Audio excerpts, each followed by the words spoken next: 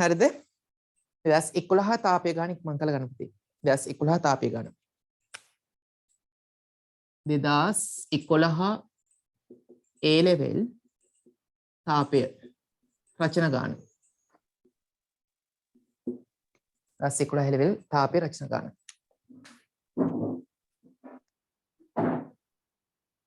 ඒක පොඩ්ඩක් අරන් කියවලා බලන්න. පොඩි try එකක් දෙන්න.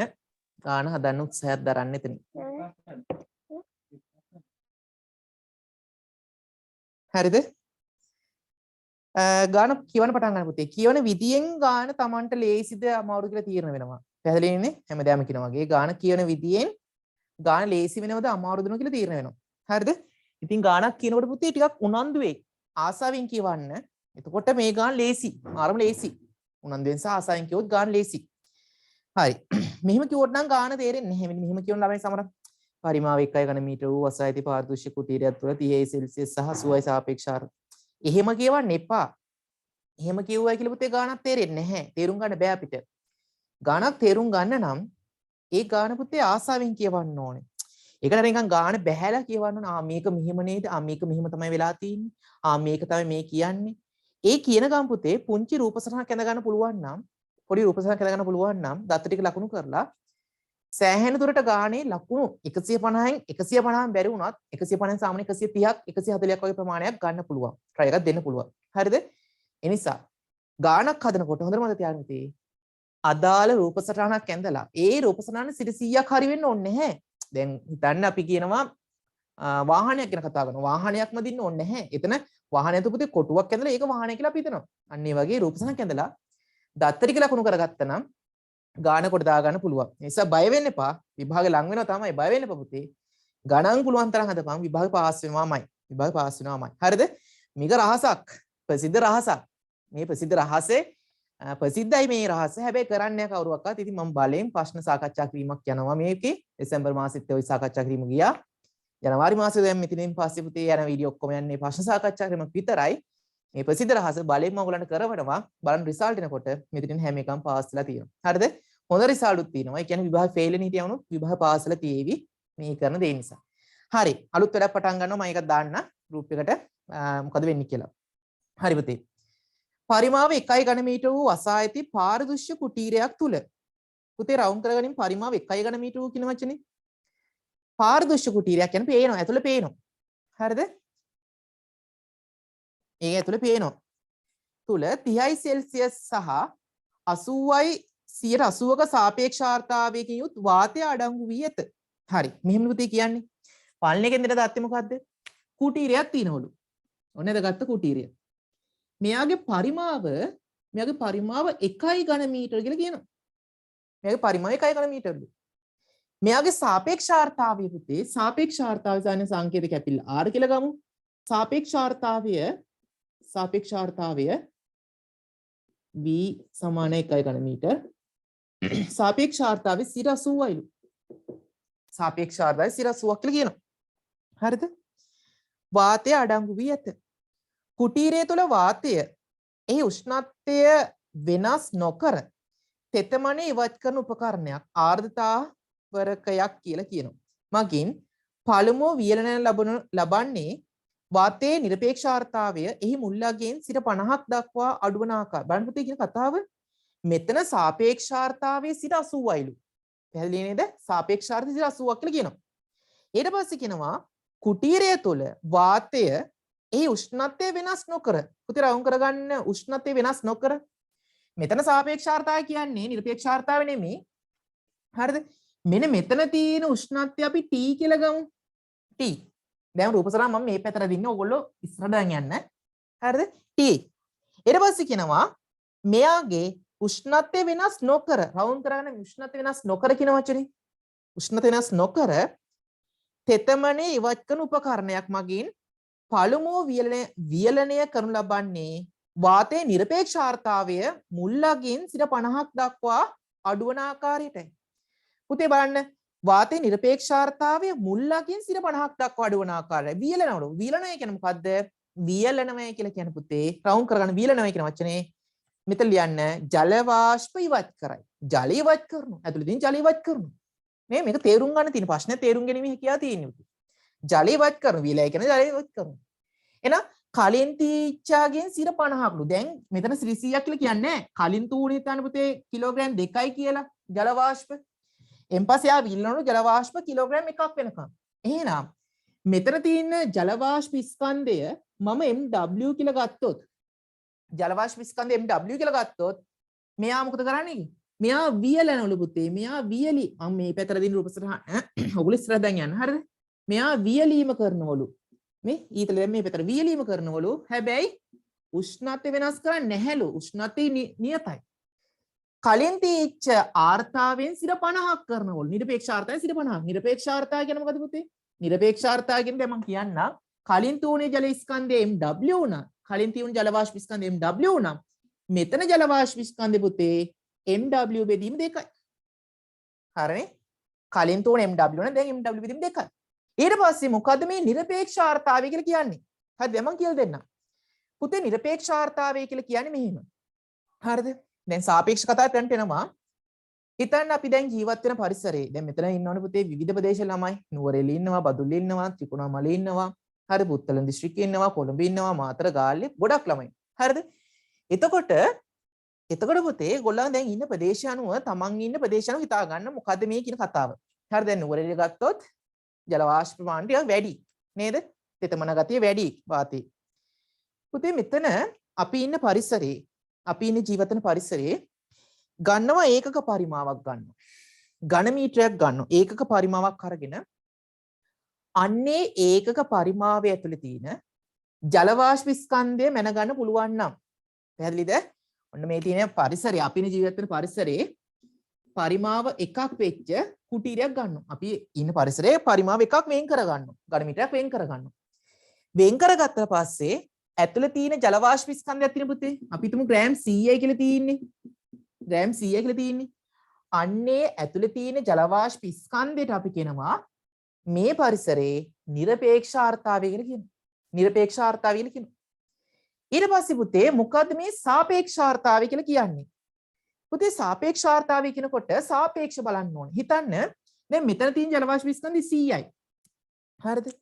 මෙයාගේ දාන්න පුළුවන් උපරිමාගය. මෙයාගේ දාන්න පුළුවන් උපරිමාගය පුතේ 120යි හිතන්න. දාන්න පුළුවන් උපරිමාගය. මම ලියන්න. දාන්න පුළුවන් නැත්නම් පවතිය හැකි උපරිමාගය. පැවතිය හැකි උපරිමාගය. පැවතිය හැකි උපරිමාගය. අපි හිතමු පුතේ ග්‍රෑම් 120යි කියලා. අපි දාන්නවා මේකට දාලා ජල වාෂ්ප දාලා 120ක් නිකන් දාන්න පුළුවන්. ඒට එහා දාන්න බෑ. එහෙනම් මේ මොකද්ද? පවතින ජල වාෂ්ප ස්කන්ධය. එහෙම නැත්නම් අපි හිතමු පුතේ නිරපේක්ෂ ආර්තාවය කියලා කියනවා. හරිද? මේ මොකද්ද? මේ කාමරය ඇතුලේ ඝන මීටරයක් වෙච්ච පරිමාව ඇතුලේ පැවතිය හැකි උපරිම ජල වාෂ්ප ස්කන්ධය. එහෙනම් සාපේක්ෂ කියන්නේ අර උපරිම ස්කන්ධයට සාපේක්ෂ කොච්චරක්ද? එහෙනම් පුතේ සාපේක්ෂ ආර්තාවය කියලා කියන්නේ දැන් මේ මොහොතේ පවතින ජල වාෂ්ප ස්කන්ධය බෙදනවා පැවතිය හැකි උපරිම ජල වාෂ්ප ස්කන්ධේ වැඩි කරන තින් 100ෙන් නේද? කැපිලියන් පස්සේ අපිට එනවා සාපේක්ෂ ආර්තාවයේ 100 කීයක්ද කියලා එනවා. පැහැදිලිද? එන පුතේ නිරපේක්ෂ ආර්තාවය කියන්නේ මොකද්ද? සාපේක්ෂ ආර්තාවය කියන්නේ මොකද්ද? අන්න ඒක දැන් හොඳට අවබෝධ කරගන්න වෙනවා. හරිද? පුංචි සටහන මේ දැන් මේ දතර ලියාගත්තනේ. ඊට පස්සේ පුතේ යටින් පුංචි සටහනක් ලියලා මෙන්න මෙහෙම කාරණාවක් දාන්න. මේ නිකන් උදාහරණයක් ගත්තේ පැහැදිලි කරන්න කියන්න. අපි ජීවත් වෙන පරිසරයේ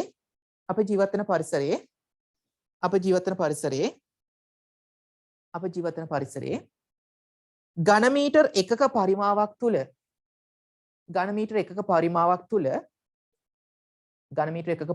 තුල පවතින ජල වාෂ්ප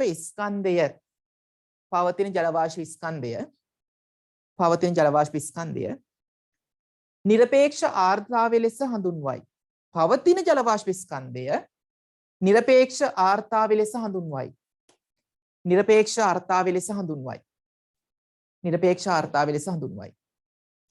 එහෙනම් සාපේක්ෂ කියන්නේ මොකද්ද පුතේ? පවතින ජල වාෂ්ප ස්කන්ධය බෙදනවා පැවතිය හැකි උපරිම ජල වාෂ්ප ස්කන්ධේ. ලියන්න. ඊළඟ තරුව දාලියන් පුතේ නිරපේක්ෂ ආර්තාවය ලෙස හඳුන්වනවා. ඊළඟ තරුව දාලියන්න. මෙම කාමරය තුල මෙම ඝන මීටර එකක කාමරය තුල නැත්නම් මෙම ඝන මීටර එකක කුටීරය තුල මෙම ඝන මීටර එකක කුටීරය තුල පවතින ජල වාෂ්ප ස්කන්ධය පැවතිය හැකි උපරිම ජල වාෂ්ප ස්කන්ධයෙන් පැවතිය හැකි උපරිම ජල වාෂ්ප ස්කන්ධයෙන් පැවතිය හැකි උපරිම ජල වාෂ්ප ස්කන්ධයෙන් බෙදූ විට පැවතිය හැකි උපරිම ජල වාෂ්ප ස්කන්ධයෙන් බෙදූ විට පැවතිය හැකි උපරිම ජල වාෂ්ප ස්කන්ධයෙන් බෙදූ විට සාපේක්ෂාර්ථාවය ලැබේ. හරිද? සාපේක්ෂාර්ථාව වෙන සමීකරණ දෙකක් තියෙනවා. මම ඒක ෂෝට් නෝට් පොතේ දාලා තිබිතේ ඒකත් බලාගන්න හොඳට. හරිද? එහෙනම් සාපේක්ෂාර්ථාවය කියන්නේ මොකද්ද? සාපේක්ෂාර්ථාවය කියලා කියන්නේ පුතේ පවතින ජල වාෂ්ප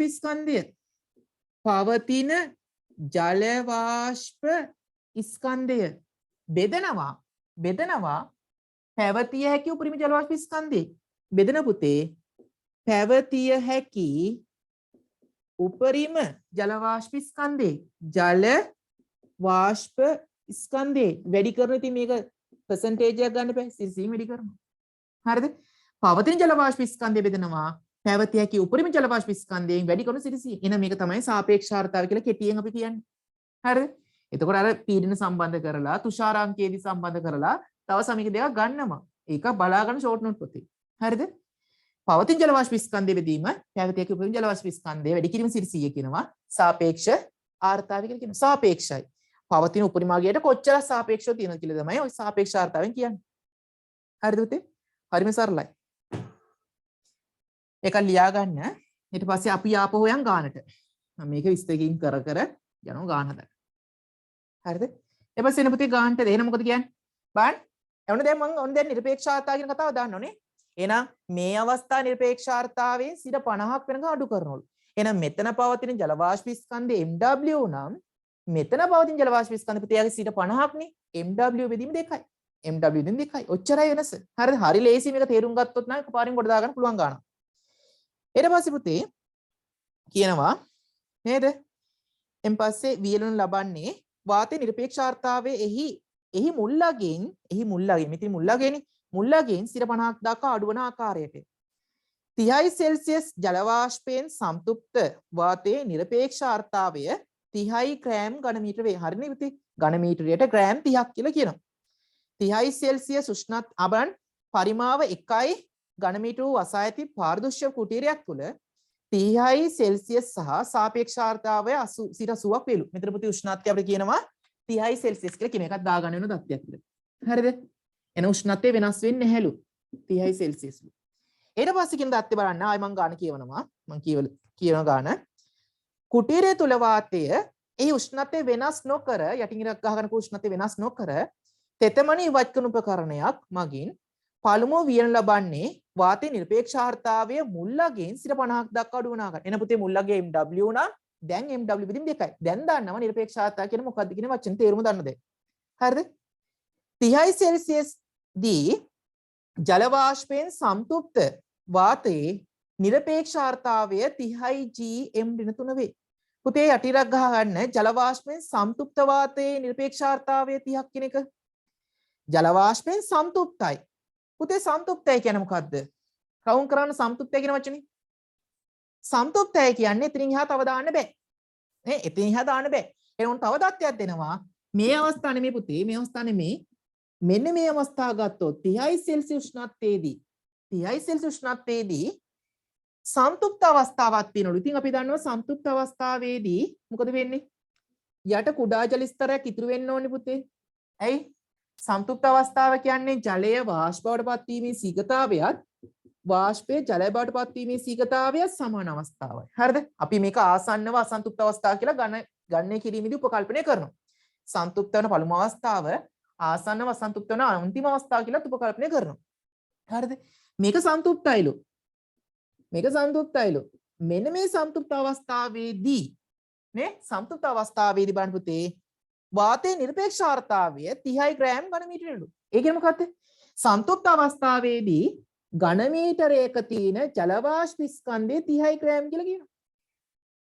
සම්තෘප්ත අවස්ථාවේදී ඝන මීටරයක තියෙන ජල වාෂ්ප ස්කන්ධය 30 ග්‍රෑම් කියලා කියනවා. ඔච්චරයි කියන්නේ. පැහැදිලි නේද? එහෙනම් පුතේ ඉක්මන් කරලා මේ බෝඩ් එකේ තියෙන කාරණා ලියා ගන්න. මේක පළවෙනි අවස්ථාව එක අවස්ථාව ඉදගෙන දෙක අවස්ථාවට තමයි අඩු කරේ. මේ පැත්ත මම නිරූපසන ඔයගොල්ලෝ අනිත් පැත්තට ගන්න මේක. මේක වෙනම කියන එකක්. 30 සෙල්සියස් දී සම්තුෂ්ත වාෂ්ප නිරපේක්ෂාර්ථාවයේ සිට ඝන මීටරය තුළ සිට 30 ග්‍රෑම් 30ක් තියෙන කියලා ගාන කියන එක වෙනම தත්ත්වයක් විතර තියලා තියෙනවා. හරි. ඔන්න මුල් ඡේදයේ තියෙන தත්ත්ව සියල්ලම බෝඩ් එකේ ලකුණු කරගත්තා මම. හරි. ඉක්මන් කළ පුතේ ලකුණු කරගන්න ඒ ටික.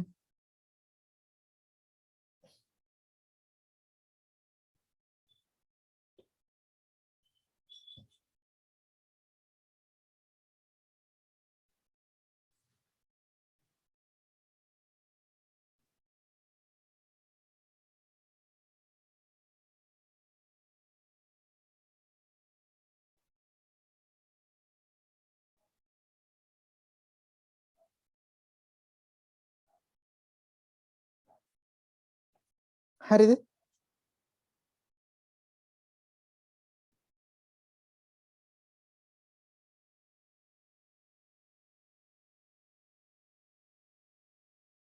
හරි පුතේ. ඔන්න මම ඒ කොටසට දැන් එන උත්තරයක් ලියන්න. වියලන වාතයේ නිරපේක්ෂාර්ථාවය ගණනය කරන්න. වියලන වාතයේ නිරපේක්ෂාර්ථාවය ගණනය කරන්න. වියලන වාතයේ නිරපේක්ෂාර්ථාව ගණනය කරන්න කියලා කියනවා. හරිද? කො මෙන්න මෙතන පුතේ අපි කියන්නේ. මෙන්න මේක තමයි නිරපේක්ෂාර්ථාව ගණනය කරන්න කියලා කියනවා. නිරපේක්ෂාර්ථය කියන්නේ මොකද්ද? මේ අවස්ථාවේ තියෙන ජල වාෂ්ප ස්කන්ධය වань කියලා කියන්නේ. හරිද? ඊට පස්සේ කියන තව එකක් කියනවා ඉන්පසු ආර්තාවක ඉවත් කර වීලි වාතයේ සහිත කුටීරය වී විලාගෙන ඉන්පස්සේ වෙන කතාවක් කියන්නේ. හරි ගාන හදන්න පටන් ගමු. හරි කොහොම පුතේ මේක හදන්නේ දැන්? පොඩි try එකක් දීලා බලන්න හදන විදිය. මම මේ ගාන මට කියලා දෙන්න ඕන නිසා මේක වෙලාව අරගෙන කියලා දෙනවා. ඔයගොල්ලන්ට හදන විදියත් කියලා දෙනවා. ඔයගොල්ලන් හදන්නත් මාත් එක්ක කලින් හදන්න. මට කලින් හදා ගන්න උත්සාහ කරන්න.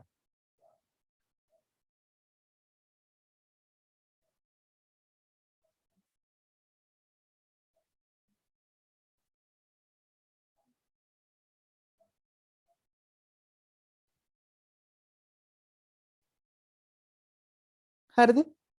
මෙන්න මෙයාගේ වියලනද වාතයේ නිරපේක්ෂාර්ථාවය ගණනය කරන්න පුතේ.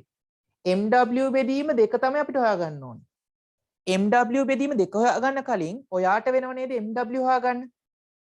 මෙයා හොයාගන්න කලින් පුතේ මෙන්න මෙයා හොයාගන්න වෙනව නේද මුලින්ම? මෙන්න මේක රවුම් කරන්න ඉක්මන් කරලා. මෙයා හොයාගත්තොත් එයා දෙකෙන් බෙදුනම මෙයා එනවා. හරි පැහැදිලිනේ? එන පුතේ මෙන්න මේ අවස්ථාවේදී උෂ්ණත්වය මෙතනත් 30යි මෙතනත් 30යි නේ වෙනස් වුන්නේ නැහැ. එහෙනම් මෙතන සම්තුප්තයි. සම්තුප්තයි කියලා කියන්නේ පුතේ මොකද්ද? සම්තුප්තයි කියලා කියන්නේ උපරිම ජල වාෂ්ප ස්කන්ධයක් පවතින අවස්ථාව. එහෙනම් පුතේ රතු පාට පෑනෙන් මෙන්න මෙතන තරුවක් දාලා ලියාගනි.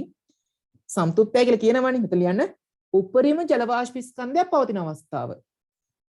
උපරිම ජල වාෂ්ප ස්කන්ධයක් පවතින අවස්ථාව. උපරිම ජල වාෂ්ප ස්කන්ධයක් පවතින අවස්ථාව. උපරිම ජල වාෂ්ප ස්කන්ධයක් පවතින අවස්ථාව. උපරිම ජල වාෂ්ප ස්කන්ධයක් පවතින අවස්ථාව. හරිද? එහෙනම් මට කියන්න 30 සෙල්සියස් උෂ්ණත්වයේදී මේ කියන කුටීරයේ නිරපේක්ෂාර්ථාවය 30 ග්‍රෑම් කියලා කියනවා නම් නේ 30 ග්‍රෑම් ඝන මීටර කියලා කියනවනේ පුතේ. මේ අවස්ථාවේ පවතින උපරිම ජල වාෂ්ප ස්කන්ධය 30 ග්‍රෑම් නේද? මේ අවස්ථාව කියන්නේ 30 උෂ්ණත්වයේදී. එහෙනම් මේකෙන් අපිට තත්ත්වයක් එනවා 30 සෙල්සියස් උෂ්ණත්වයේදී මේ කුටීරය තුල පවතිය හැකි උපරිම ජල වාෂ්ප ස්කන්ධය ග්‍රෑම් 30යි කියලා. ඔන්න වැඩි හරි. අර අපි සාපේක්ෂාත්මක සමීකරණ මතකන්නේ? ඔන්න එන උත්තරේට. එන පුතේ තරුවක් දාලා ලියන්නේ මෙතන. එනම් මෙතන ලියා ගන්න. එනම් 30 සෙල්සියස් උෂ්ණත්වයේදී 30 සෙල්සියස් උෂ්ණත්වයේදී ඒක උෂ්ණත්වය වෙනස් නොකරය. 30 සෙල්සියස් උෂ්ණත්වයේදී 30 සෙල්සියස් උෂ්ණත්වයේදී පැවතිය හැකි උපරිම ජල වාෂ්ප ස්කන්ධය 30 ග්‍රෑම් වේ. 30 ග්‍රෑම් වේ. මෙති උපරිම ජල වාෂ්ප ස්කන්ධය. එහෙනම් පුතේ මේක මම වෙනම ගත්තේ ඒකයි. එහෙනම් මෙන්න මේ අවස්ථාව මෙතන එක කියලා නම් කරගත්තා නේද?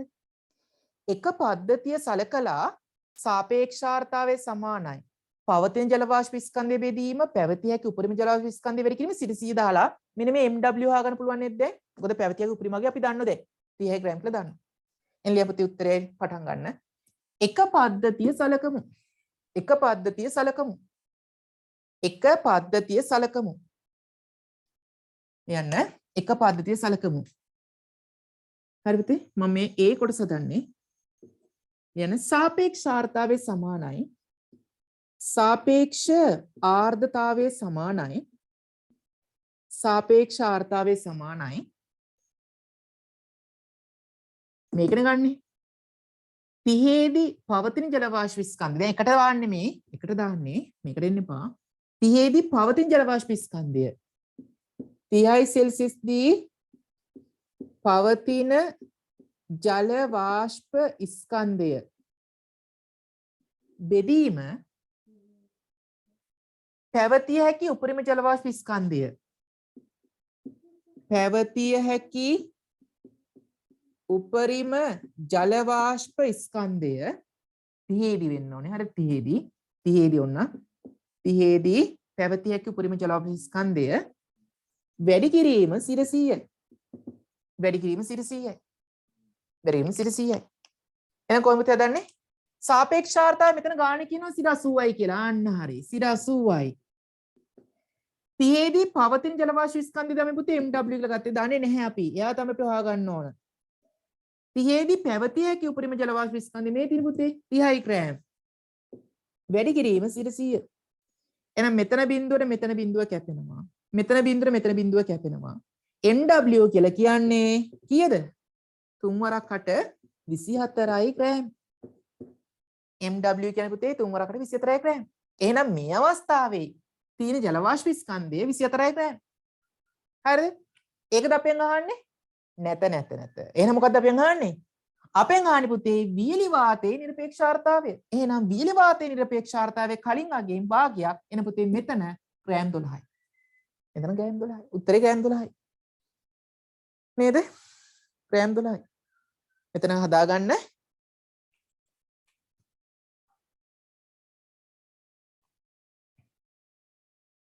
ඊට පස්සේ ලියන්න පුතේ. ඊට පස්සේ ලියන්න. හරිද? ඊට පස්සේ ලියන්න. එම නිසා වියලි වාතයේ පවතින ජල වාෂ්ප ස්කන්ධය එම නිසා වියලි වාතයේ පවතින ජල වාෂ්ප ස්කන්ධය වියලි වාතයේ පවතින ජල වාෂ්ප ස්කන්ධය සමානයි ආන්න MW බෙදින් 2යිනේ සමානයි 12යි ග්‍රෑම් 12යි ග්‍රෑම්. දැන් නිරපේක්ෂාර්ථය ලියන පුතේ 12 ග්‍රෑම් කියලා ලියන්න එපා. ඝන මීටරයට ග්‍රෑම් 12යි කියලා ලියන්න. මොකද එයා කියනවා නිරපේක්ෂාර්ථය මෙතන 30යි කියලා බලන්න පුතේ 30යි කියලා කියන්නේ ග්‍රෑම් ඝන මීටරයට. එහෙනම් අපිත් එහෙම ලියලා කියමු. එහෙනම් ලියන්න.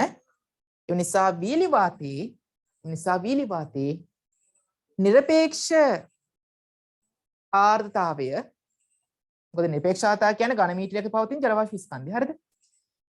නිරපේක්ෂාර්ථතාවය සමානයි 12 ග්‍රෑම් ඝන මීටරයට 12 ග්‍රෑම් ඝන මීටරයට 12 ග්‍රෑම් ඝන මීටරයට. හරි පුතේ. ඊට පස්සේ අපි යනවා ඕකේ B කොටසට. B කොටස දෙන කලින් අන්නර වාක්‍ය කීපයක් නැත්නම් ඡේදයක් දීලා තිනවා. අපි ඡේදය හොඳින් කියලා බලමු. දැන් පළවෙනි කොටස හරි. අර පුතේ කොච්චර සරලද කියලා මේවා. මේ විභාගෙදී ඔයා අන්දන්න කොච්චර දේවල් කරනවද නේද ප්‍රොෆෙසර්? ඒවලට අපි යන් දෙනවද? ඒවලට යන් දෙන්න එපා. විභාග පාස් වෙන බය නැතුව වැඩ ටික කරපන් මේ දවස් ටිකේ. හරිද? පිස්සුනට ලෑස්ති වෙන්න එපා මේ දවස්වල වැඩ නොකර ඉඳලා පුළුවන් තරම් ගණන් හදන්න මේ ටිකේ. මෙච්චර පුතේ විභාගට ගියේ පාඩම් කරලානේ. දැන් පුරුදු යන් ගානක් හදලා විභාගට යන්න.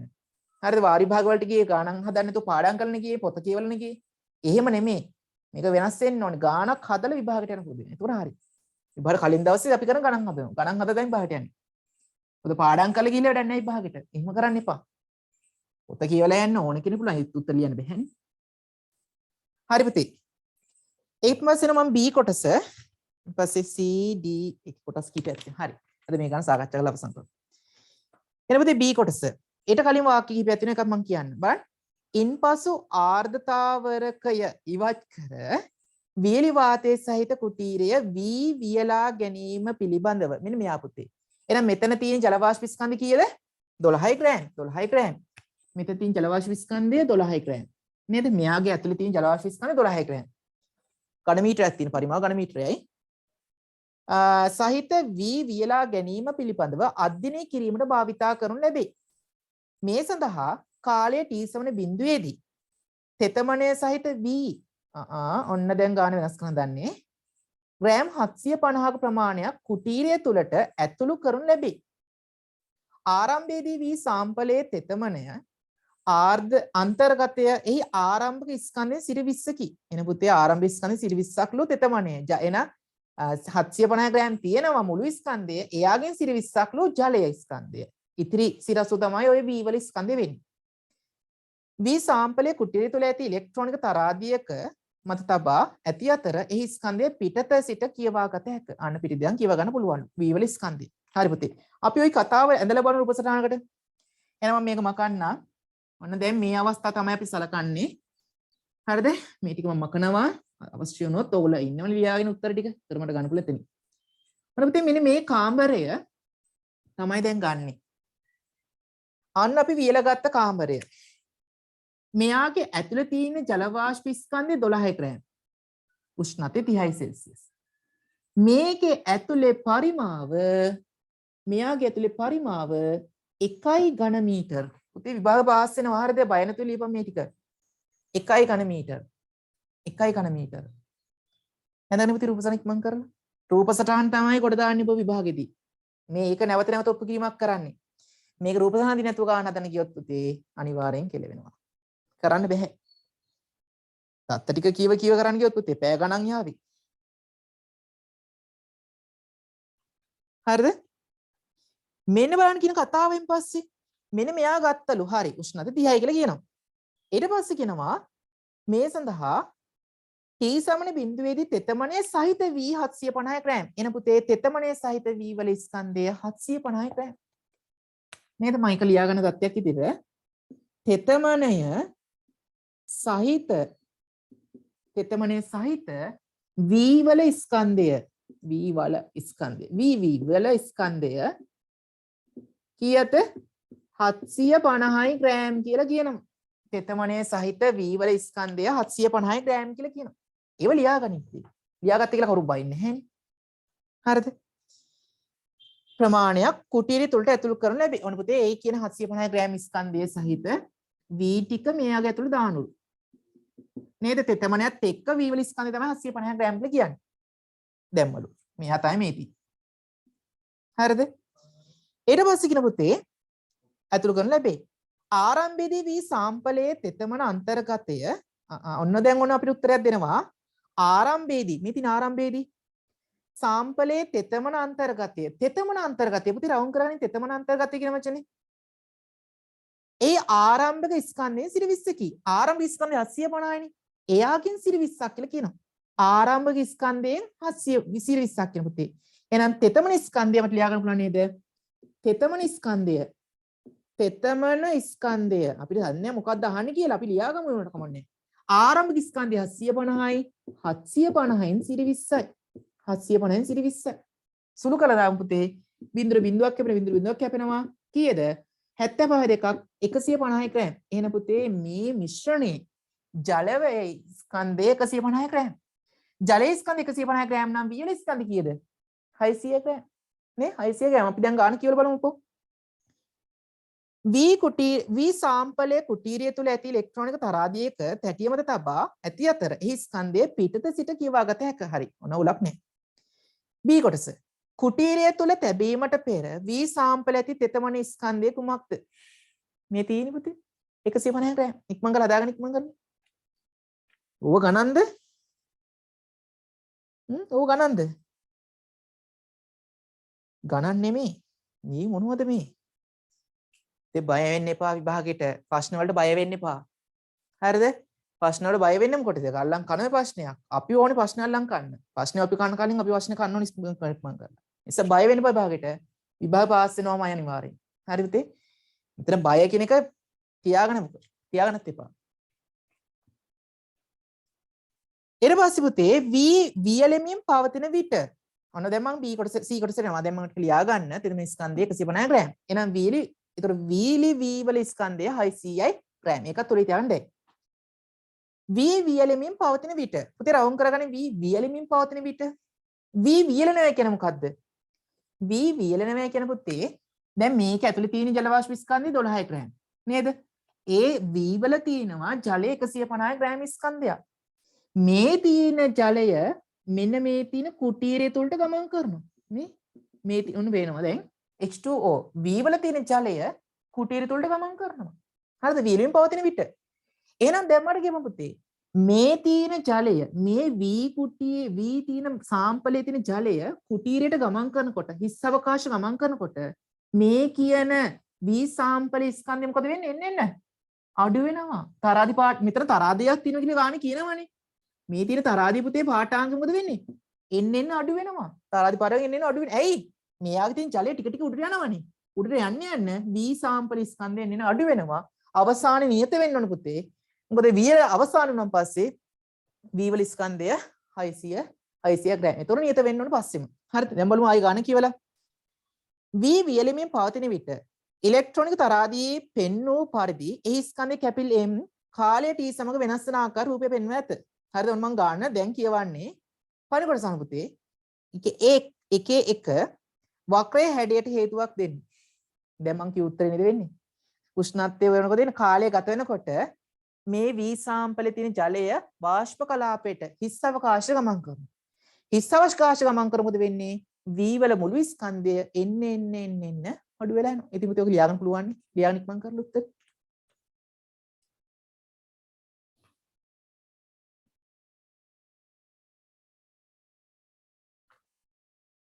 කොහොමද ගණන්ද? ඉතින් මේව හරිය ලේසි. අංක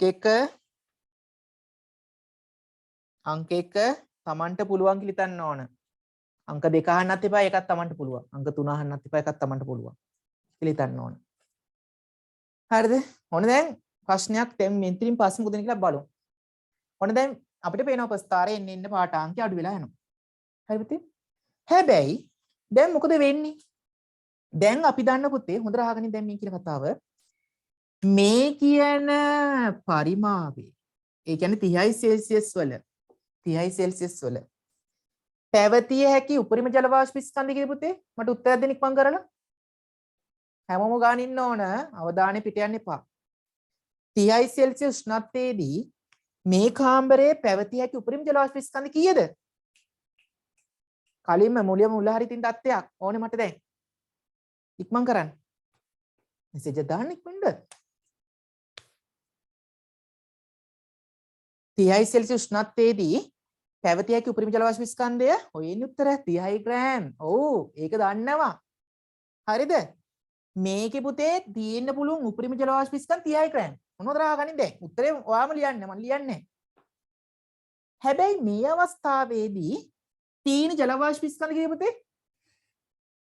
උත්තර දාන්න. මාත් එකේ ඉන්න chat එකේ ඉන්න. මේ අවස්ථාවේදී තීන ජල වාෂ්ප ස්කන්ධ කීයද? දැන් වීඩියෝ බලනකොට මේක නැහැ. උත්තර දාන්න විදියක් නැහැ. මේ අවස්ථාවේ දැන් මේකේ පැවතිය හැකි උපරිම ජල වාෂ්ප ස්කන්ධ 30 ග්‍රෑම්. හොඳට අහගන්න මම එක ලියන්න. මේකේ පැවතිය හැකි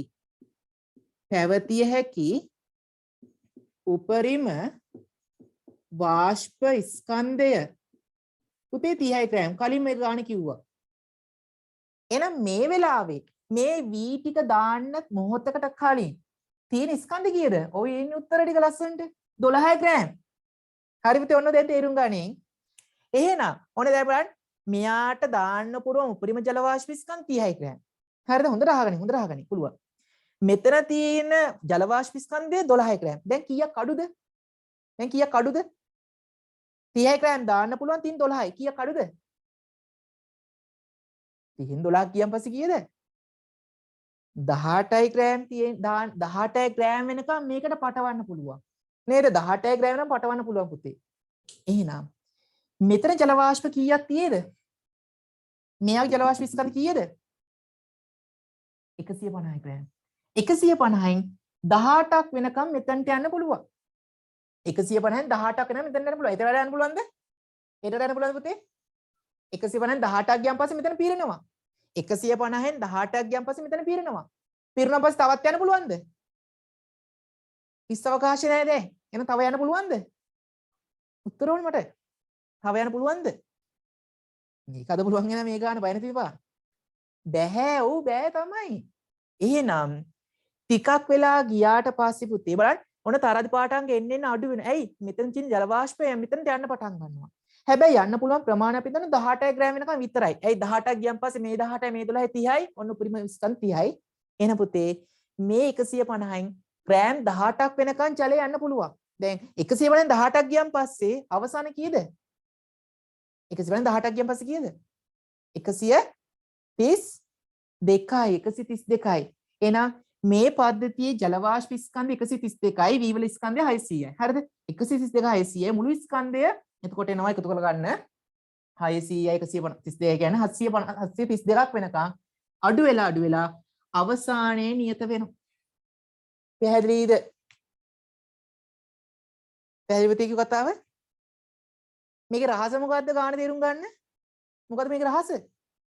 රූප සටහන් තමයි පුතේ රහස වෙන්නේ. රූප සටහන් දිනේතෝ විභාග ලියන්න එපා පුතේ. හරිද? මේක අද ගන්න බැරි නම් විභාගයේ මේ පේපරේ ලියන්න එපා. රූප සටහන් දෙපා විතරම. රූප සටහනෙන් විභාග කොට දානවා. මම දන්නේ නැයිද කියලා රූප සටහන් කොට දාන්න පුළුවන්. හරිද? මේක තමයි රහස. මේක තමයි රහස. රූප සටහනෙන් දාන්න පුළුවන් විභාගේ. එනිසා පුතේ බය වෙන්න එපා මේ වෙලාවේ. එහෙනම් ඔය කිව්ව කාරණා ටික අපි පිළිවෙල ලියාගමු. මම දන්නේ ඊළඟ ප්‍රශ්න මොකද්ද කියලා. තාම මම දන්නේ නැහැ ප්‍රශ්න මොකද්ද කියලා. මම කාරණා ටික ලියාගමු දැන් මොකද වෙන්නේ කියලා. හරි පුතේ ලියන්න. පළවෙනි කාරණා ලියන්න. මේකේ පැවතිය හැකි උපරිම ජල වාෂ්ප ස්කන්ධ 30 ග්‍රෑම් කියලා ලියමු. ලියන්න. 30 සෙල්සියස් උෂ්ණත්වයේදී 30 සෙල්සියස් උෂ්ණත්වයේදී 30 සෙල්සියස් උෂ්ණත්වයේදී 30 සෙල්සියස් උෂ්ණත්වයේදී පැවතිය හැකි උපරිම ජල වාෂ්ප ස්කන්ධය මෙහෙම ලියන්න. හෝ 30 සෙල්සියස් උෂ්ණත්වයේදී කුටීරය තුල ඒක ලියන්න එපා. කුටීරය තුල පැවතිය හැකි උපරිම ජල වාෂ්ප ස්කන්ධය 30 ග්‍රෑම් වේ. උඩින්ම දුන தත්ත්වය. සංතෘප්ත අවස්ථාවක් කියන්නේ ඒක. පැවතිය හැකි උපරිම ජල වාෂ්ප ස්කන්ධ 30 ග්‍රෑම් වේ. උෂ්ණත්වය වැඩි වෙනකොට පුතේ මෙයා වැඩි වෙනවා. උෂ්ණත්වය වැඩි වෙනකොට මෙයා වැඩි වෙනවා. ඒක මතක තියාගන්න. 30 ග්‍රෑම් වේ. හරිද? ඊළඟ කාරණාව මේ අවස්ථාවේ කුටීරය තුල ඇත්තේ 12 ග්‍රෑම් පමණි. මේ අවස්ථාව කියන්නේ පළමු අවස්ථාවේ වී දාන්න ප්‍රථම වරහන් පුතේ වී දැමීමට ප්‍රථම කුටීරය තුල ඇත්තේ 12 ග්‍රෑම් පමණි. එහෙනම් කීයක් අඩුද? 18 ග්‍රෑම් අඩුයි. වරහන් පුතේ තව 18ක් මදිය. එහෙම ලියන්නකෝ. මේ උත්තර නෙමෙයි ලියන්නේ මේක කියලා දෙන එකනේ. තව 18 ග්‍රෑම් පිරවිය හැකියි. එහෙම ලියස්සනේ. තව 18 ග්‍රෑම් පිරවිය හැකියි. එහෙම ලස්සන එහෙම ලියන්න. තව 18 ග්‍රෑම් පිරවිය හැකියි. වරහන් ලියන්නේ ඒක. හරිද? දැන් මොකද කරන්නේ? අර තෙත ජල ස්කන්ධයක් තියෙන 150 ග්‍රෑම් ස්කන්ධයක් තියෙන පද්ධතිය මෙයාට දානවා. ලියන්න පුතේ. තෙතමනේ සහිත V පද්ධතියට ඇතුල්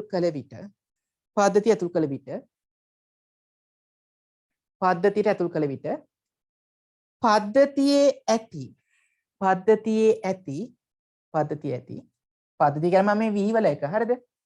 පද්ධතිය ඇති තෙතමනේ ස්කන්ධයෙන් තෙතමනේ 150 ග්‍රෑම් ස්කන්ධයෙන් 18 ග්‍රෑම් වනතුරු 18 ග්‍රෑම් ප්‍රමාණයක්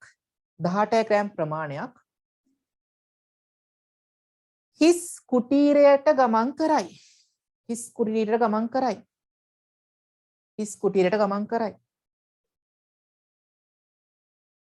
කුටීරයට ගමන් කරයි.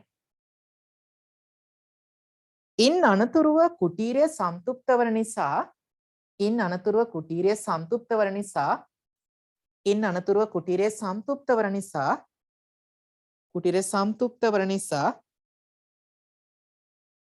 කුටීරය සම්තුප්ත වන නිසා මොකද වෙන්නේ?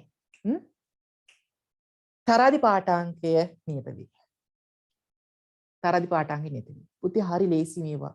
තේරුම් ගත්තොත් හරි ලේසි. දැන් තේරෙනවා මේක මාර ලේසි කියලා. හරි අපි දැන් ගාන කියලා බලමු.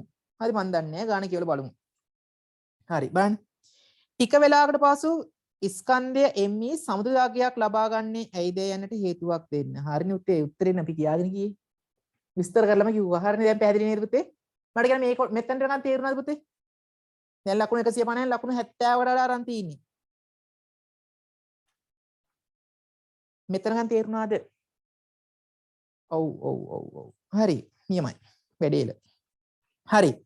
ඊට පස්සේ පුතේ ඊට පස්සේ එනවා ඒකේ දෙක කොටසට රෝමි ලක්කමේ අංක දෙක රෝමි ලක්ක එකට තමයි C වල එක තමයි මම ගියාගෙන කියේ රෝමි ලක්කමෙන් දෙකට එනවා V ස්කන්ධය ME අගයට ළඟා වූ පසු ME කියපොතේ නියතයි එහෙනම් නියත ස්කන්ධ අපි ME පොඩ හොයලා බලමු නේද මෙන්න මේ තියෙන 150 ඉන්නේ පුතේ 18ක් ගියේ 150න් 18ක් ගියන් පස්සේ VL මේ මුළු ස්කන්ධය 750 නේ එහෙනම් V වල ස්කන්ධය පුතේ V වල හරි V වල ස්කන්ධය කොච්චරද 750 අඩු වෙන 150 750න් අඩු වෙන්න 150 බය වෙන්න එපා පුතේ මම ඉන්නකම් 21 මම කොට දානවාමයි බය නැති ඉඳපන් හරි මෙච්චර මේ කියලා දෙන තේරෙනවා නම් ආයි හරි කලින් ආව නිති කතාව ඕනේ නැහැ මේ දැන් කියලා දෙන තේරෙනවා පුතේ විභාග කොට දාගන්න පුළුවන් හරිද කීයද 600 ග්‍රෑම් ඒව දාගමු අපි දැන් මේ දත ටික ලියාගෙන යන්න හරිද 600 ග්‍රෑම් ඊට පස්සේ පුතේ මේ තියෙන V වල ස්කන්ධය දැන් මොකද වෙන්නේ 150න් මොකද වෙන්නේ පුතේ 18ක් ගියා දැන් කීයද තෙතමන ස්කන්ධය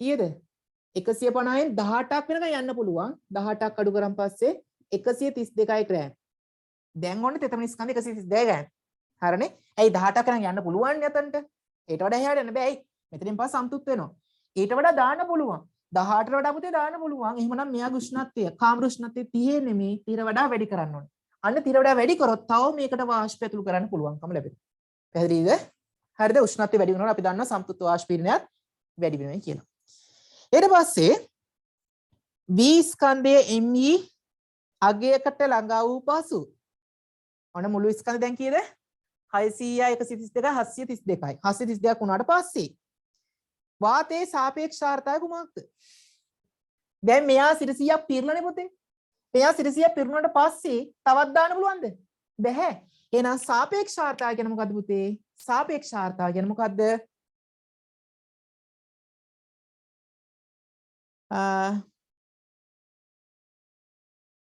මට තේරුන්නේ නැහැ ප්‍රශ්නේ උත්තරේ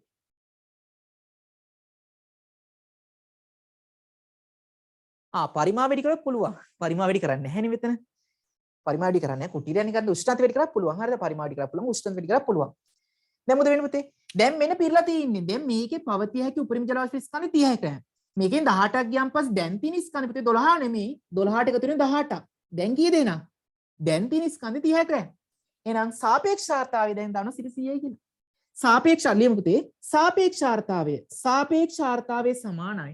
සාපේක්ෂාර්ථාවය සමානයි පවතින ජල වාෂ්ප ස්කන්ධය ලියමු පවතින ජල වාෂ්ප ස්කන්ධය බෙදීම පැවතිය හැකි උපරිම ජල වාෂ්ප ස්කන්ධය වැඩි කිරීම 100 පවතින ජල වාෂ්ප ස්කන්ධය බෙදීම පැවතිය හැකි උපරිම ජල වාෂ්ප ස්කන්ධය වැඩි කිරීම 100 එහෙනම් පවතින ජල වාෂ්ප ස්කන්ධය දැන් පුතේ 12ක් තුන 18ක් ගියා 30යි නියතුණන් පස්සේනේ පැවතිය හැකි උපරිම ජල වාෂ්ප ස්කන්ධය වෙනස් වෙන්නේ නැහැනේ උපරිම ජල වාෂ්ප ස්කන්ධය 30යි එහෙනම් කැපිලි ගියන් පස්සේ 100යි සාපේක්ෂාර්ථය 100යි දැනුත් මේවා මාරුයි කියලා කියනවා පුතේ මන් දන්නේ හරිද මේ ගන්න තාමත් අමාරුයි කියනවා නම් අමාරු කියන්නේ එක එකක් මෙතන හැමෝටම පුළුවන් මේ ගන්න අද තාප ඉගෙන ගන්න පුතේ උටත් මේ ගන්න පුළුවන් බය නැතිනම් 4 V සාම්පලයේ ස්කන්ධය ME වූ පසු එහි තවදුරටත් පවතින තෙතමන අන්තර්ගතයේ ග්‍රෑම් වලින් ගණනය කරන්න කීයද අපි හෙව්වා 132යි ග්‍රෑම් තෙතමන ග්‍රෑම් ස්කන්ධය පුතේ මේ තියෙන්නේ 132 ග්‍රෑම් හරි 3 අහන පුතේ ME සම්බුදු ස්කන්ධය ගණනය කරා අපි එකක් තියෙව මේ තියෙන්නේ 600 100 මේ V වල ස්කන්ධය මේ දැන් තියෙන තෙතමන ස්කන්ධය 732 ග්‍රෑම් 3 හයවල ඉවරයි 3 කොටස පුතේ 732යි ග්‍රෑම් ඔයලා ඉවරයිනේ ඉතින් ලියන්න විතරයි දැන් තියෙන්නේ 4 කියන පුතේ V සාම්පලයේ ස්කන්ධ MU පසු නියතුණන් පස්සේ තවදුරටත් පවතින තෙතමන ස්කන්ධය කොච්චර කියලා අහනවා කීයද අයිති 18ක් ගියානේ 132 ග්‍රෑම්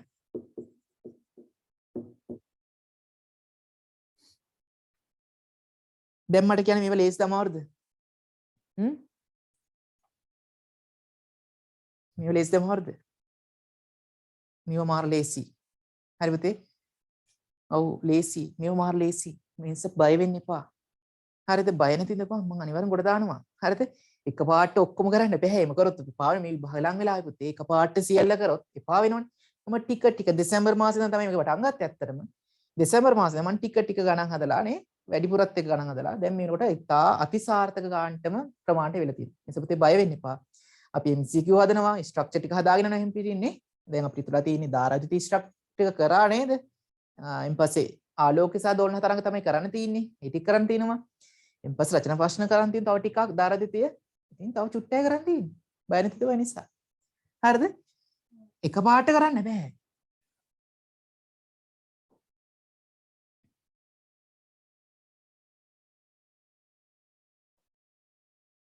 ඔව් ඒක තමයි පුතේ. කියලා දෙනවනේ දැන් මෙතනින් පස්සේ පුළුවන් බය නැන්න එපා. මෙතනින් පස්සේ පුළුවන් දැන්. අර ගාන කියවන විදිහ තමයි පුතේ තේරුම් ගන්න ඕනේ. දැන් මම ගාන කම්මිලිකමෙන් කිව්වොත් මටත් මේක හදන්න එපා වෙනවා. හරිද? බෑනේ මේක හදන්න එපා වෙනවා. හැබැයි ගාන උමනාවෙන් ආයි නියමෙටම ආයි ගාන ඇඟට අරන් කියව පුතේ ගාන ලේසි. ඒකයි වෙනස. ඒක මම කම්මිලිකමෙන් කිව්වොත් මටත් හදන්න එපා නෝ ගාන. හරි. මොන පුතේ D කොටස. V සාම්පලයේ තෙතමනේ අන්තර්ගතයේහි ප්‍රතිශතයේ 10ක් දක්වා අඩු කිරීමට නම් ඔන්න 150 ග්‍රෑම් ස්කන්ධය දැන් මේකෙන් 10ක් දක්වා අඩු කරන්න ඕනේ. 10ක් දක්වා අඩු කරන්න ඕනේ. හරිද? 10ක් දක්වා අඩු කරන්න ඕනේ. අපි දන්නේ මොකද කියලා බලමු.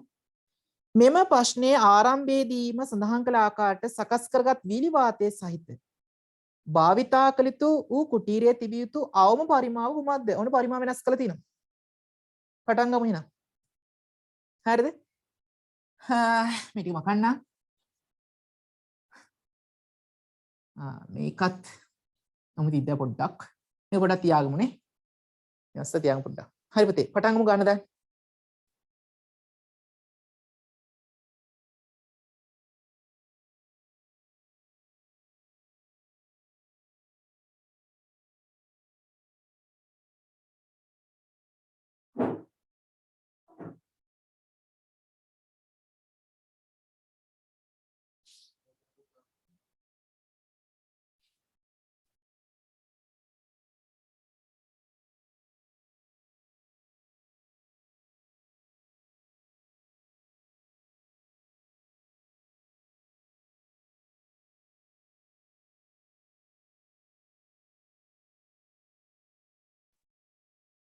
හරිද?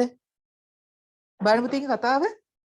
B සාම්පලයේ තෙතමන අන්තර්ගතයේ ප්‍රතිශතයේ 10ක් දක්වා අඩු කිරීම සඳහා ප්‍රතිශතය දැන් 100යි කියලා දුන්නේ මේ අවස්ථාවේ. මේක 10ක් දක්වා අඩු කරන්න ඕනේ.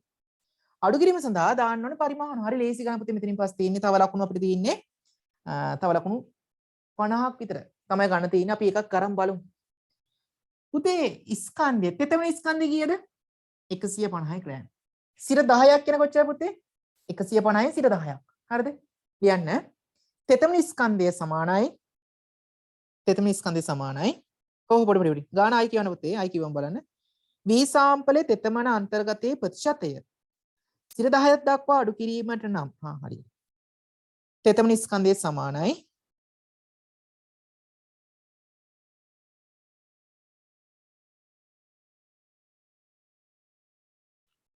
එකසිය 50 ග්‍රෑම්.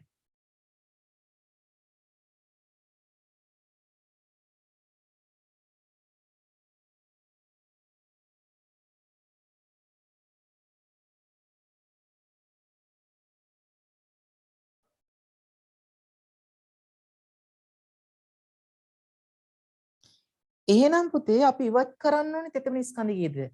මුළු ස්කන්ධය 750 ග්‍රෑම්. එහෙනම් මුළු ස්කන්ධයෙන් 10ක් අඩු කරන්න ඕනේ. මුළු ස්කන්ධය 10ක් අඩු කරන්න ඕනේ. එහෙනම් පටන් ගන්න පුතේ ගන්න මම ටික වෙලාවක් දෙන්න. ගාන හදන්න පොඩ්ඩි try එකක් දෙන්න. මම කියලා දෙන්න ඊට පස්සේ.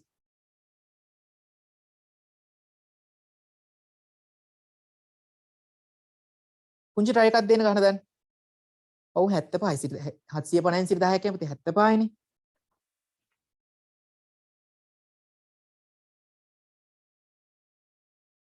හරි ලියන්නේ නා ඉවත් කළ යුතු තෙතමන ස්කන්ධය තෙතමන ස්කන්ධය සමානයි මුළු ස්කන්ධයෙන් 10ක් වෙනකම් අඩු කරන්න ඕලු. බිංදු දෙකට බිංදු එකක් කැපෙනවා 75 ග්‍රෑම්. 75 ග්‍රෑම් වෙනකම් මේකට දාන්න ඕලු. පැහැදිලි කතාවනේ. 75 ග්‍රෑම් ප්‍රමාණය පුතේ මෙතන දාන්න ඕලු. ඒ මුළුල්ලු 10ක් වෙනකම් අඩු වෙන්නේ මේක. මේ තේරුම් ගන්න හොඳට.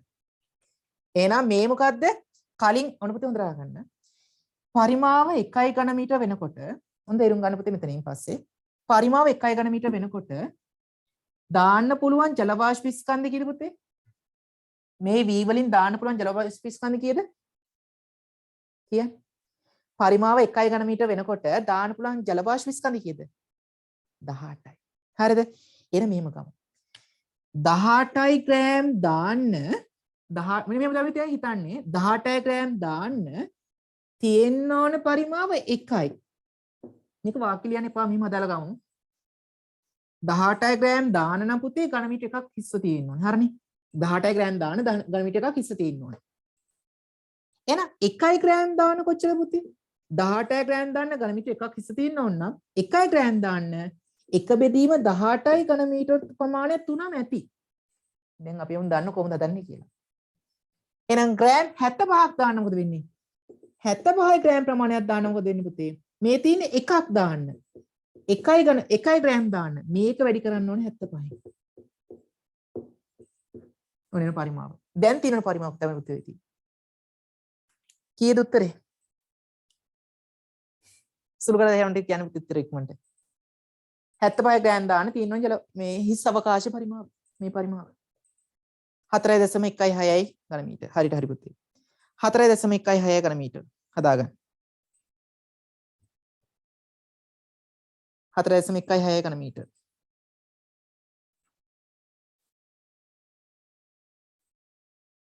මට කියන්නේ මේ කොටස තේරුණාද?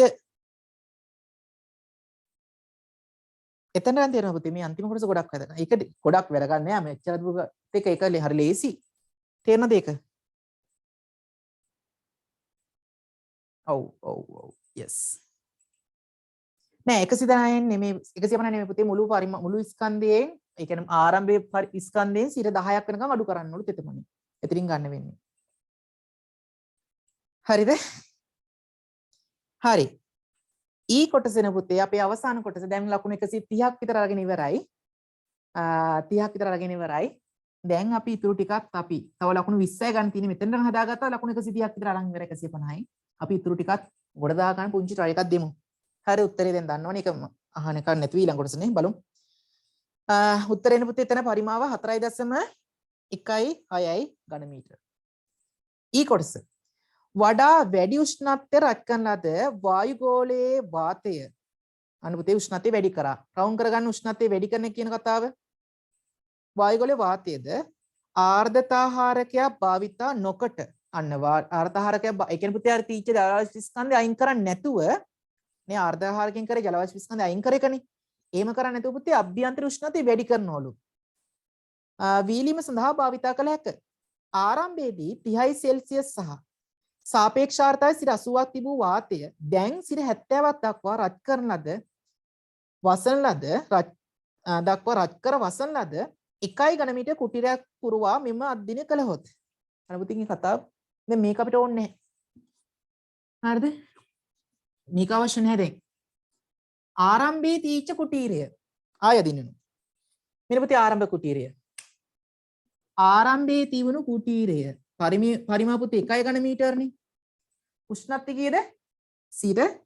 උෂ්ණත්වය 30යි සෙල්සියස්. 30යි සෙල්සියස් උෂ්ණත්වය ඇති. 80ක් තිබූ වාතය. මෙයාගේ සාපේක්ෂාර්ථතාවය පුතේ 80යිලු.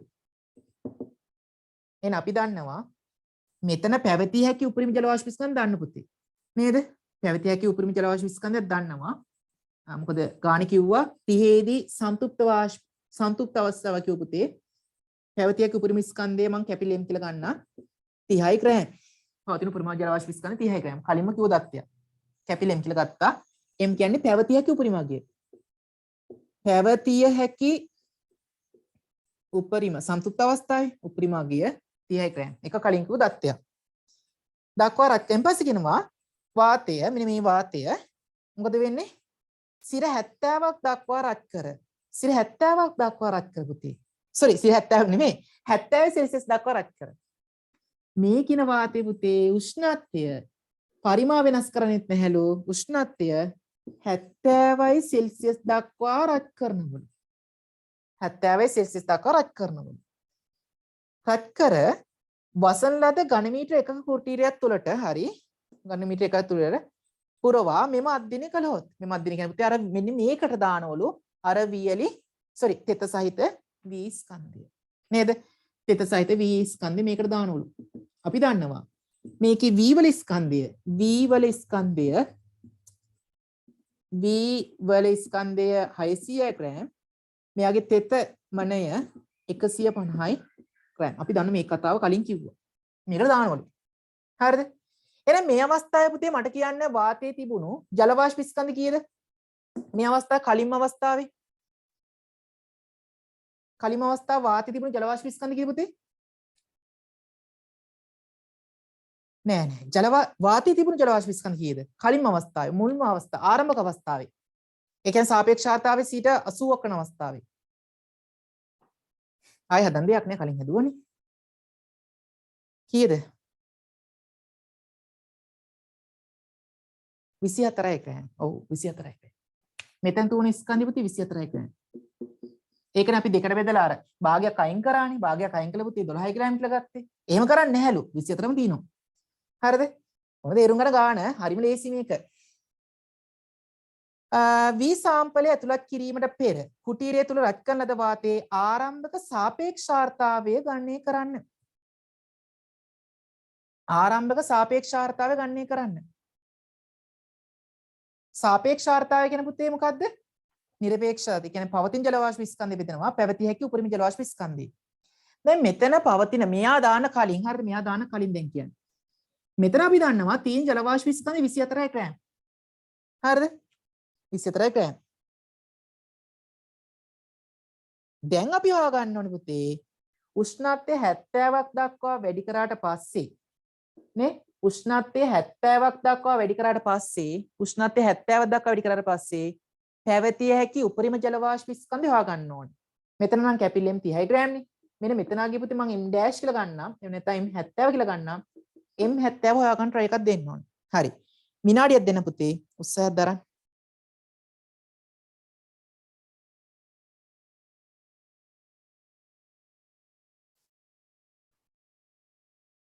හදන්න දෙයක් නැහැ මේ හදන්න දෙයක් නැහැ ඕ ඉන්නේ මේ දත්තේ දැන් යටද ඉන්න බලන්න පුතේ අධ්‍යයන කාලය තුලදී කුටීරය තුල වාතයේ උෂ්ණත්වය ඔන්න යටම තියෙන පුතේ දත්තයක් ඔව් දත්තයක් දීලා තිනවා යට දත්තයක් දාලා තියෙන පුතේ හරි උෂ්ණත්වය 70යි සෙල්සියස් පවත්වා ගන්නේ උපකල්පනය කරන්න 70 දී සම්තෘප්ත ජල වාෂ්ප 70 සම්තෘප්ත ජල වාෂ්ප සහිත වාතයේ නිරපේක්ෂාර්ථාවය 216 ග්‍රෑම් ඝන මීටරයට පිරේ මෙන්න මේ 70 දී සම්තෘප්ත කරොත් පවතින පුළුවන් උපරිම ජල වාෂ්ප ස්කන්ධයෙන් පරිමාණ වෙනස් කරේ නැහැනේ 216යි මෙන්න 216 කියලා ගානේ කියනවා හදන්න දෙයක් තියෙද අපි දන්න 24ක් තුණා කලින්ම ගතපු අවස්ථාවේ ඒ 24ම විතර රත් කරේ මේ අවස්ථාවේ 70 දී නිරපේක්ෂාර්ථාවය පුතේ 70 දී සම්තුප්ත අවස්ථාව කියන්නේ සම්තුප්ත අවස්ථාවේ නිරපේක්ෂාර්ථාවය කලින් හදුවා වගේම තමයි 216ක්ලු එහෙනම් පැවතිය හැකි උපරිම ජල වාෂ්ප ස්කන්ධ 216 එහෙනම් දැන් සාපේක්ෂාර්ථය කීයද මේ අවස්ථාවේ දැන් උත්තරේ ගමිනවා සාපේක්ෂාර්ථය කියන්නේ පවතින ජල වාෂ්ප ස්කන්ධය 24 බෙදනවා පැවතිය හැකි උපරිම ජල වාෂ්ප ස්කන්ධය 216න් වැඩි කරන පුතේ 100 ඔක හදලා ගන්න මට උත්තරේ හදලා උත්තරේ දාන්න පුතේ කීයද සාපේක්ෂතාවය කීයද එන්නේ 11.1යි කියලා දානවා 11.1යිලු හරි පුතේ උත්තරේ අනික් ළමයට ටික දාන්න මේක විදුවන් පස්සේ ඔව් හරි පුතේ 11.1යි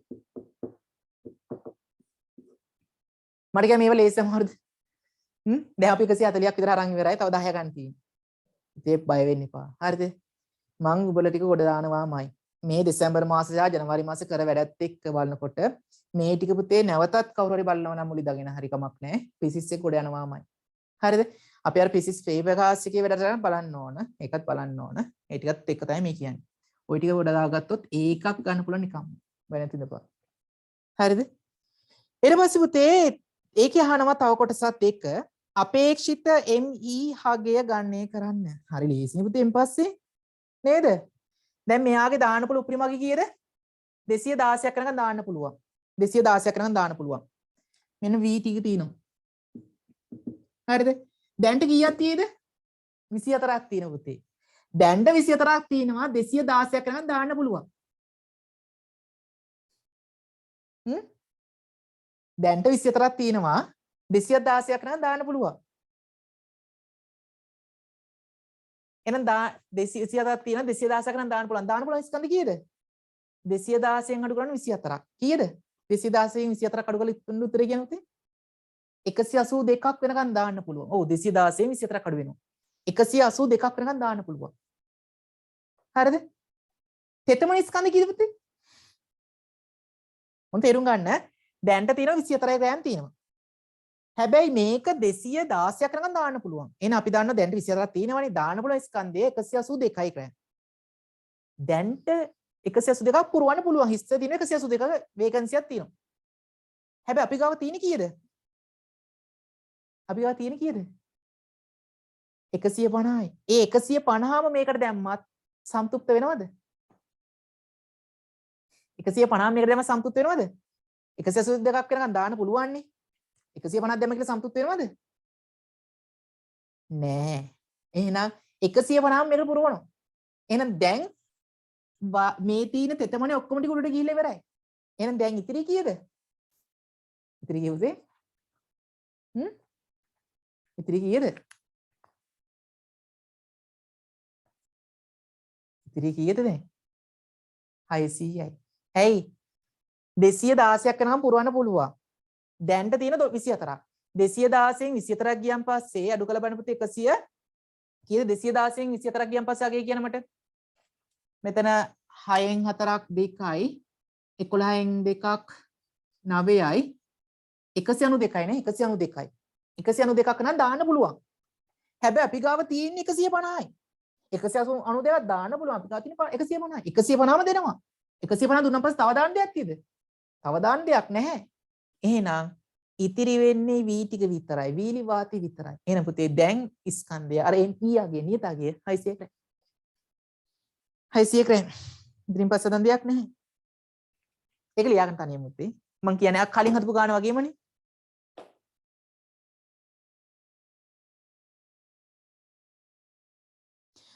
දුන්නේ නැත්තම් හොයාගන්න විදිහේ දවදත්තයක් දෙන්න ඕන. ඒ අවස්ථාවේදී මොකක් හරි දෙත්තක් දෙන්න ඕන. ඒකද මම බැලුවේ දීලා නැහැ එහෙම දත්තයක්. ඒ දීපු එක තමයි දීලා තියෙන්නේ. හරිද?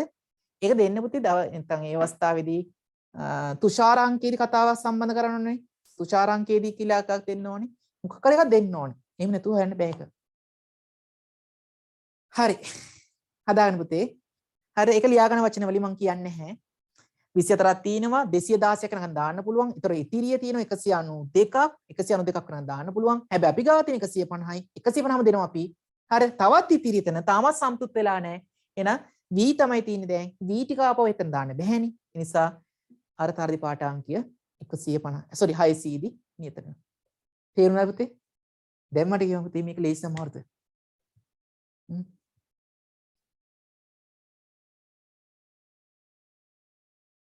මේක මාර ලේසි ගානක්. ඇයි එහෙනම් ලේසි වෙන්නේ? කොහොමද ලේසි වෙන්නේ? මොකද රහස? මොකද පුතේ මේ රහස?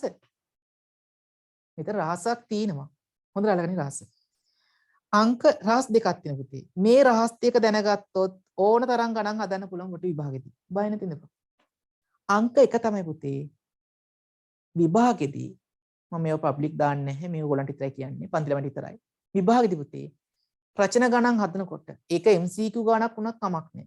හදනකොට අංක එක තමයි රූප සටහනක් ඇඳලා ඒ කියන දත්ත ටික දාගනින් බොගේ විදිහට. එයා කියන විදිහට නෙමෙයි අපි කියන විදිහට අපිට ඕන විදිහට දාගත්තා. අංක දෙක තමයි පුතේ වැදගත්ම කාරණා තමයි පුතේ ඊළඟට කියන්නේ. ගාන කියවන්න ඕනේ උද්‍යෝගයෙන්. කම්මැලි කමේ මේක උත්තරය හිම නේද? හිමින් සැරෙනිමේ උද්‍යෝගයෙන් කියවන්න ඕනේ. එහෙනම් වැදගත්ම කාරණා මොකද්ද පුතේ? ගාන උද්‍යෝගයෙන් කියවීම. ඊළඟ කාරණා මොකද්ද? ගාන උද්‍යෝගයෙන් කියවීම සහ ඊළඟ කාරණා මොකද්ද? රූප සංහඳලා රූප සටහන වල දත්ත ටික දැමීම. ඔන්න ඔය දේ කරගත්තොත් පුතේ විභාගෙට දා ගන්න පුළුවන්. ඔච්චර රහස තියෙන්නේ. මෙතන මහා ලොකු රහසක් නැහැ. හරිද? ෆිසික්ස් වල මහා ලොකු රහසක් නැහැ. ගාන උද්‍යෝගයෙන් කියවීම සහ රූප සටහන් ලකුණු කියලා දත්ත ටික ලකුණු කරන තමන්ගේ විදියට එතෙන් පස්සේ ගානක් නැහැ.